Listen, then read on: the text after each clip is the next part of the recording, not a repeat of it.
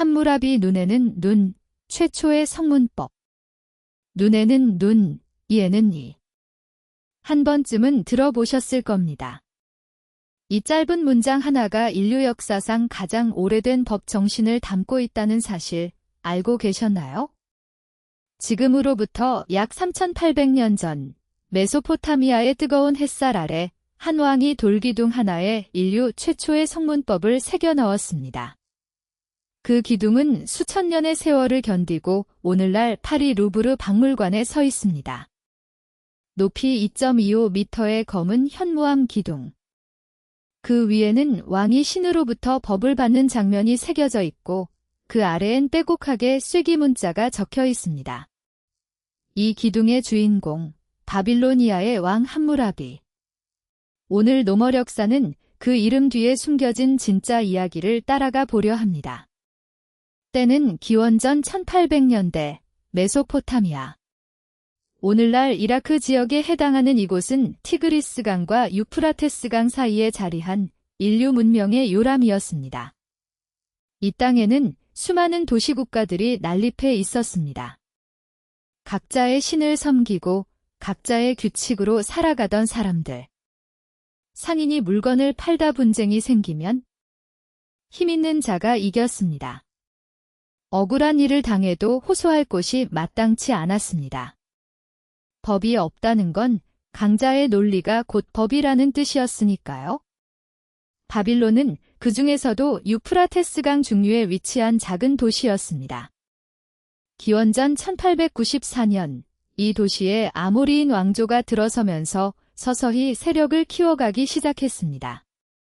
그리고 기원전 1792년 이 왕조의 6번째 왕이 즉위합니다. 바로 함무라비입니다. 함무라비가 왕위에 오를 당시 바빌론은 강대국이 아니었습니다. 주변에는 라르사, 시눈나, 마리 같은 강력한 도시국가들이 버티고 있었고 바빌론은 그들 사이에서 균형을 잡으며 살아남아야 했습니다. 하지만 함무라비는 단순히 살아남는데 만족하지 않았습니다. 그는 뛰어난 외교술로 동맹을 맺고 적절한 순간에 군사를 움직였습니다. 재위 초반 약 20년간은 조용히 내실을 다졌습니다. 관계시설을 정비하고 신전을 건축하고 왕국 내부를 단단하게 만들었습니다. 그러다 기원전 1760년대부터 본격적인 정복 전쟁을 시작합니다. 라르사를 정복하고 마리를 무너뜨리고 에시눈나를 흡수하면서 함무라비는 메소포타미아 대부분을 하나의 왕국 아래 통합하는 데 성공합니다. 하지만 정복이 끝이 아니었습니다. 오히려 그때부터가 진짜 시작이었습니다. 넓어진 땅을, 다양한 사람들을 어떻게 하나로 묶을 것인가? 이 질문 앞에서 함무라비는 칼 대신 돌기둥을 선택했습니다. 함무라비 법전. 기원전 1754년경 만들어진 것으로 추정되는 이 법전은 당시 세계에서 가장 체계적으로 정리된 성문법이었습니다. 총 282개 조항. 그 안에는 우리가 상상하는 것보다 훨씬 구체적이고 세밀한 규정들이 담겨 있었습니다. 상거래, 임금 노동, 토지 소유, 결혼과 이혼, 상속, 노예제, 의료 행위, 건축 책임까지. 일상의 거의 모든 영역을 법으로 규정했습니다. 몇 가지 조항을 직접 들어볼까요? 집을 지은 건축업자의 집이 무너져 집주인이 죽으면 그 건축업자도 죽인다. 강도질을 한 사람은 사형에 처한다. 의사가 수술 도중 환자를 죽게 만들면 의사의 손을 자른다. 강렬하죠? 지금 기준으로 보면 가혹하게 느껴질 수 있습니다. 하지만 이 법의 핵심은 처벌의 잔혹함이 아니라 기준의 존재였습니다. 누가 왕이든 누가 힘이 있든 상관없이 동일한 잣대로 판단받는다는 원칙. 바로 그게 혁명적이었습니다. 그런데 여기서 중요한 질문이 생깁니다. 눈에는 눈지라는 원칙, 과연 이게 정말 공평했을까요? 사실 함무라비 법전을 자세히 들여다보면 모든 사람이 동등하게 취급받지는 않았습니다.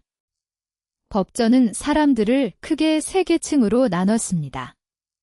자유민, 평민, 노예. 같은 범죄라도 피해자가 누구냐에 따라 처벌이 달라졌습니다. 예를 들어 귀족의 뼈를 부러뜨리면 똑같이 뼈를 부러뜨립니다. 하지만 평민의 뼈를 부러뜨리면 은화 한 미나를 냅니다. 노예의 뼈를 부러뜨리면 노예 가격의 절반만 내면 됩니다. 현대의 관점에서 보면 명백한 불평등입니다. 그러나 기원전 1754년이라는 시대를 생각해봐야 합니다. 아무런 기준도 어떤 문서도 없던 시대에 적어도 이 정도는 해선 안 된다는 선을 그어놨다는 것, 그것만으로도 이 법은 당대에 엄청난 의미를 가졌습니다. 함무라비는 법전의 서문에서 이렇게 선언했습니다.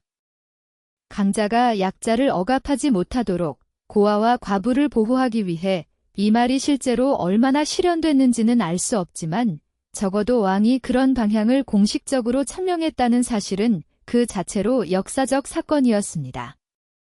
함무라비는 기원전 1750년경 세상을 떠났습니다.